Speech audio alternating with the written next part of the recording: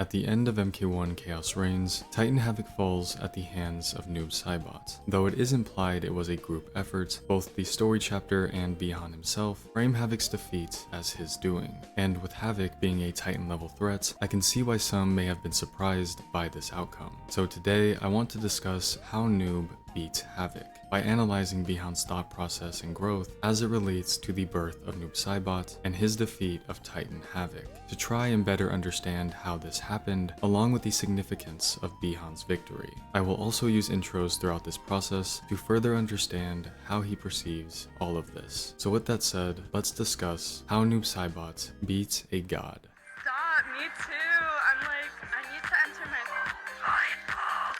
To begin, let's start with Havok's first incursion on Liu Kang's timeline, when he invaded Outworld during a discussion between Liu Kang and Empress Melina to decide the fates of Bihan and Sector. Tension was understandably high here, as Melina was proposing the idea to kill them for their assistance in Xiao's rebellion, which Liu Kang had opposed, but their talk is interrupted abruptly by Havok and his timeline. After telling Liu his goal of waging battle among all timelines, Havok announces his intent to capture Garrus, and an all-out battle ensues. This sets the stage for us to see how Bihan would react when something jeopardizes the world around him and he can't do something immediately for his direct benefit, unless we count his ego, which could partly explain his following actions, though I feel it isn't that simple. Now, given the situation Bihan is in, where his life was literally hanging in the balance of a conversation held minutes prior, I could see him fleeing amongst all the chaos, taking Sector in an attempt to escape. But he doesn't do this. He instead breaks free and assists in the battle after telling Sector, "We are finished if Garrus is abducted. We must break free." This is important as we see a motive from Bihan, a drive to fight alongside Liu Kang and everyone else, when he could have tried to flee. This can be in part due to his ego, as I had mentioned, especially with how he charges into Havok's timeline, chasing after him once he successfully acquires Garrus. But even on a basic level, we can assume it's not only ego at play, as his life and his entire timeline for that matter are at stake. Sector also shares this sentiment of fighting solely for survival, as she tells Chameleon, "We are not fighting for her mercy. We are fighting for our lives," when told she would not earn the Empress's mercy. I would agree Bihan shares these opinions, but that is exactly why his motive here is important. He doesn't have something to prove here, and is doing his best to fight Havok on his own volition, because he knows what is at stake. He knows that if Garrus is taken, the world as he knows it will be destroyed. This of course includes his life, but his desires would die alongside him.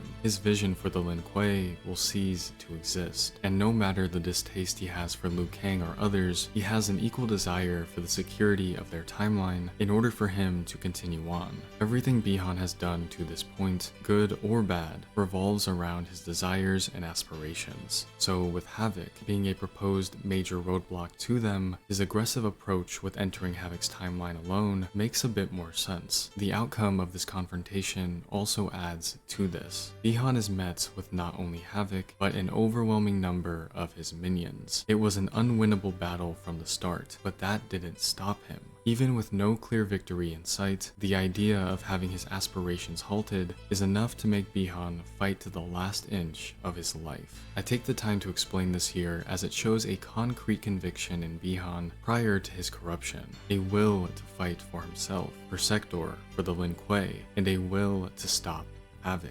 And a very strong one at that, as he's shown us at this point with his attempts to stop him. And this willpower only strengthens as his worst fears seem to become a reality, and the future that he desires will never come to fruition.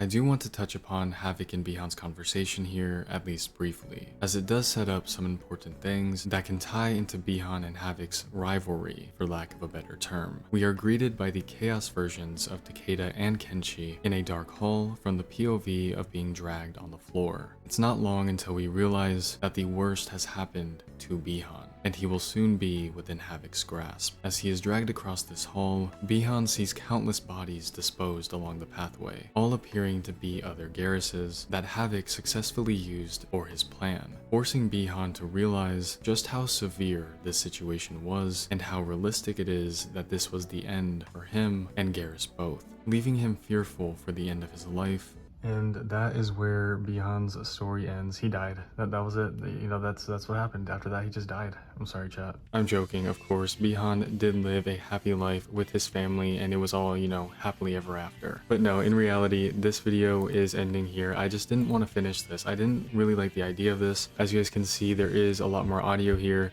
And there was more ideas to be explored here, of course, but that's why I'm making this video, to show you guys what this was going to be, because I don't really like it anymore. I think that a big part of me not liking it does have to do with it being Chaos Reigns, to be completely honest with you, which, you know, I love Chaos Reigns, I love Noob Saibot, but Chaos Reigns has a lot of problems, and in terms of like story quality, I don't think it's like the greatest thing of all time. And so writing around that did become a struggle, especially in terms of like how I wanted to present my analysis of this character, in this case being Bihan. So I just didn't end up liking where I was going with this, and I couldn't really go somewhere else because Chaos Reigns is what Chaos Reigns is. So here's the rest of the script here. I think that ended like around here somewhere. So you guys can see here, this is like the rest of the script. I basically just wanted to talk about why it was so appalling what Havik did to Bihan, and how Bihan was more of a victim in the situation, and how that garnered a lot of like motivation by the time that he was mended by Liu Kang to go ahead and kill Titan Havik. Not only him being a victim, of course, it wasn't only to be like getting revenge, so to speak.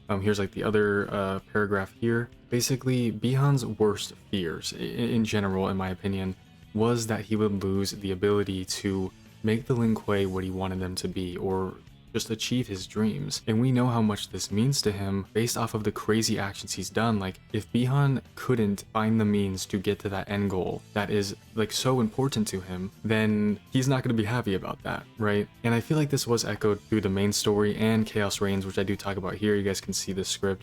If you guys want to like zoom in, screenshot it all, you guys can go ahead and read it. It is kind of like unfinished. Like, here is the final paragraph about Bihan's chapter, which you can see I didn't finish, but like I did finish, I just rewrote it a million times because I wanted to come to a better conclusion. But basically, one of the coolest parts about this video, or one of the reasons I really wanted to do it, was the evolution of Noob Saibot, or the creation of him, was preying upon parts of Bihan and his motives. It's like Havik knew who he was abusing and who he was using as a tool here, because in the main story, Bihan says the future, like, embrace the future, brother. He tells Kwai that. And then in Chaos Reigns, he says embrace chaos, and says that the future is chaos. So it's like Havik literally mended Bihan's entire goal, his aspirations, his motivation, and put that all towards chaos. And so I thought that was a very interesting thing to go ahead and talk about, because by the time that Bihan's mind is mended, he not only knows how used he was, but also gets to see in retrospect how much he has inside of him, whether that be motivation and desires to do what he wants, and he realized how he was weaponized with all of that energy for a different goal that wasn't his own. That was the general idea of this video, was like why Bihan was able to beat Havik, regardless of like strength and power scaling and if it makes sense or whatever. It was more so to say that emotionally what this invoked within Bihan for him to be able to do this, and then also kind of explaining that chaos corruption and what that means. Not only when he was corrupted as Bihan, which was only very short, like a very short time in Tanya's chapter, but also after the fact, which I talk about here with these intros, because Bihan still says he's perfected by chaos. But in these intros, it does seem that he has gained a further understanding, whether that be because of like remnants of the corruption or not, I don't really know. But what I was trying to get at with this, we see this change in Noob Saibot and how he approaches things in his intros, where like he realizes that chaos is a bad thing. It's just that he is willing to take the sacrifice to his physical body in order to weaponize that chaos for now his own goals and desires, because he was able to see how powerful that chaos was when he was completely corrupted, and then also got to see how powerful it was when he wasn't corrupted and was able to take all that energy out of him and use it on Titan Havik, which ultimately defeated him. I hope that made some sense. Again, it's Chaos Reigns mumbo jumbo, but me trying to just make it better. I feel like some people sometimes get a weird idea with my like analysis in MK1.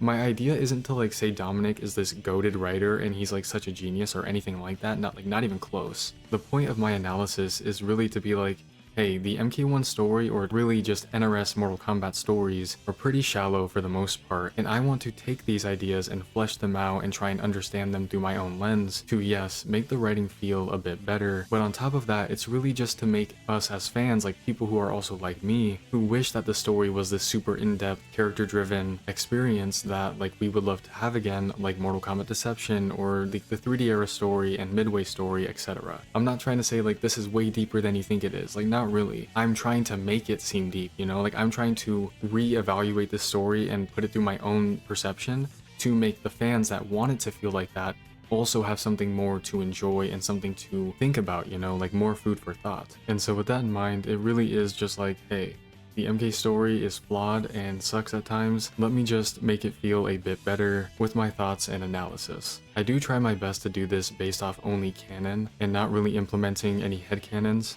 And I normally do say if I'm going to, like beforehand, like in Melina's Untold Past. But anyway, before this gets too yappy, I appreciate you so much, Lotus Messengers. For those that did end up watching this, I hope you did enjoy this little bit here. And with what I said about like, you know, elevating the source material, not really trying to make Dominic's writing feel like it's something special, it's just me adding my own, like, I guess, like elaboration to the story to make it feel better. If you guys do want me to attempt to do this more with Chaos Reigns, then I probably will in the future if that's something you guys do want. But again, that was probably the main reason that I ended this video, like that I'm scrapping it, is really because of like how Chaos Reigns feels as a narrative and really where it ends up. Like it's hard to have like a conclusive, fulfilling ending to these types of videos when Chaos Reigns itself didn't really have one, you know what I mean? But anyway, I appreciate you all so much. Stay safe, stay hydrated, and ladies, gentlemen, and MB beauties, I will see you all in the next one.